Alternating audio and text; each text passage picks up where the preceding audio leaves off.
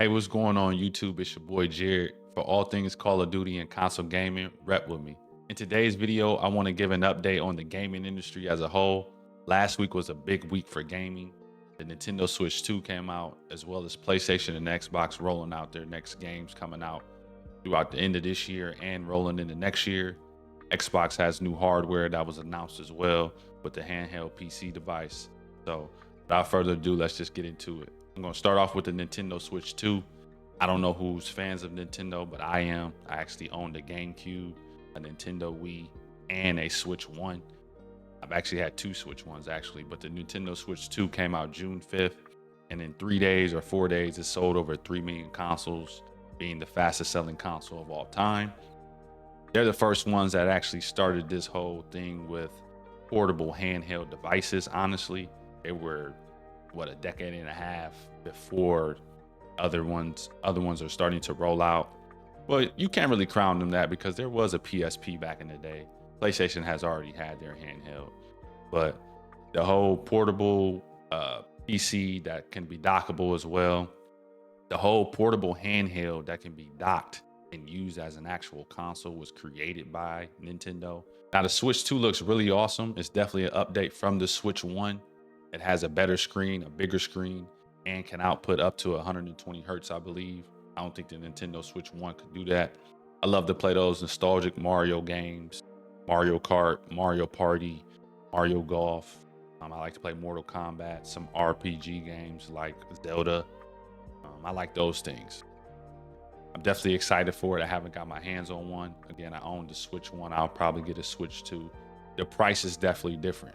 Nintendo always was pretty much cheaper than the Xbox and PlayStation. Now they're rolling it out at $400 or $450. So definitely a jump in price, but there should be a jump in performance as well. So that's exciting. Next, I'm gonna roll over to PlayStation. PlayStation came out with their State of Play same week, which is last week, June 4th, I believe. They rolled out a ton of games, a ton of remakes. I seen Final Fantasy, Borderlands, another Metal Gear Solid. Just really good games, good quality of games. PlayStation has always been good with their first party games. Now, the thing about today's era is everything is moving towards PC. So, with Xbox being Xbox, everything's in Xbox, putting their games on multiple platforms. PlayStation has taken a different approach. They've been porting games over to Steam slowly. It's not a first day release or even a year, maybe even 2 years. But they'll have their game first on their console, talking about PlayStation, then eventually port it over to PC.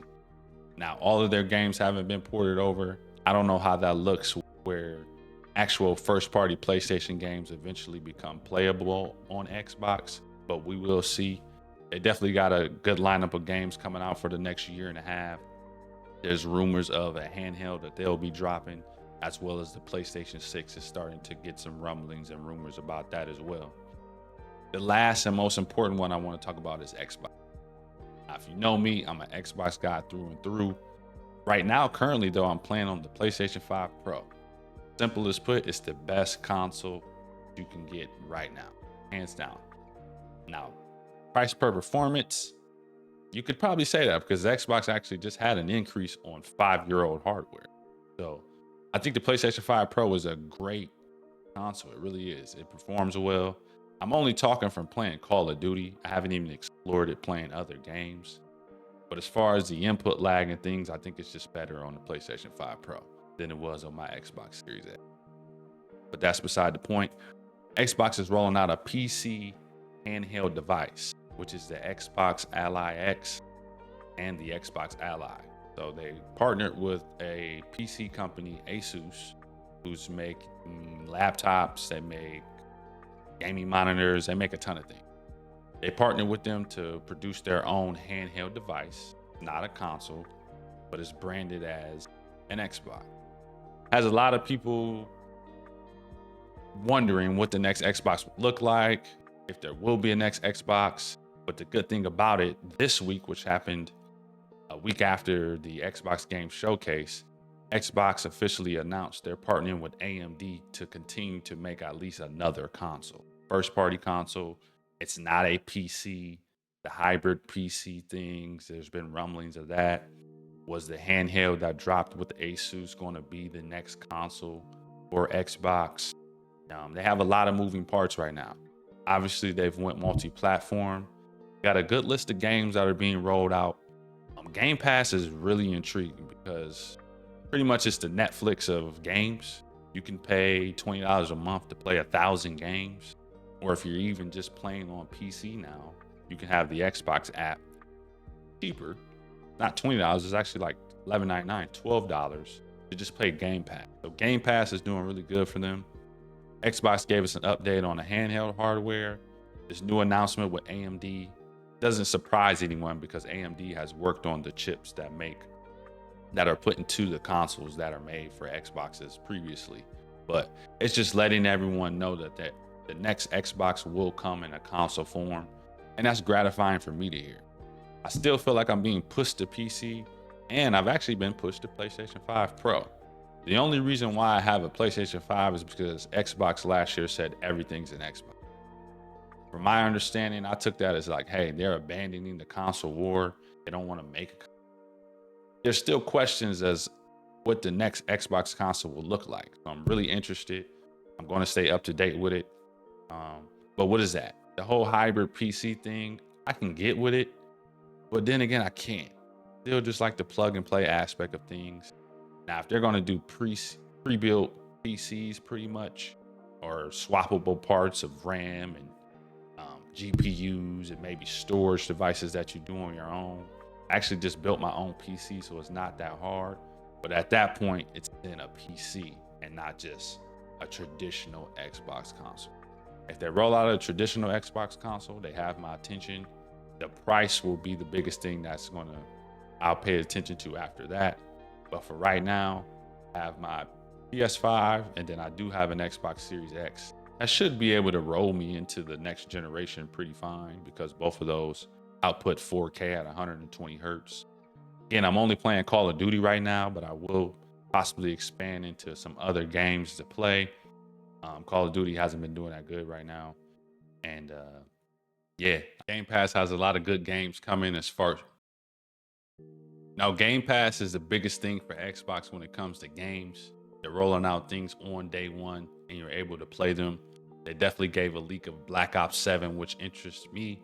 Definitely has a futuristic vibe like BO3 and BO4, Black Ops 3 and Black Ops 4, even Advanced Warfare that I played a little bit. So that was exciting to see. They have some other titles as well that were during the showcase, but majority of them will be on Game Pass day one for you to play and check them out. And if you don't like them, you could easily just uninstall them. So, and still play other games. So I think that's where Game Pass has a really good, intriguing thing that I say about it. I did just build my own PC. You could check that video out once I drop it, but I don't want a game on a PC. I want to use my PC just for content creation, better than my laptop that I'm using, which is pretty much a standard entry-level laptop. But if I'm getting pushed over to PC, I will be ready. So in my idea, I do have to future-proof myself to make sure, okay, after this next generation, if we move over to PC, what that looks like for me, still getting the quality that I can out of this current gen's console. This current gen's consoles is actually just now showing its capabilities and how good they are. Because for both of them, PlayStation and Xbox, to be pushing 4K, number one, at 120 hertz is really impressive. I don't think a graphics card can do that underneath $1,000. Quote me if I'm wrong. Don't quote me on that, but let me know if I'm wrong on that, about that. But I don't think you can buy just a GPU that's going to push 4K for under $1,000 when you can get a console for under $1,000 that does just that. That's why I'm loyal to console. It's plug and play. You can easily just get on. You can rep. I've been doing that my whole life. So the PC thing is new to me. I'm adjusting to it. If that's the way we're gonna go, let's go. But yeah, it's exciting times in gaming.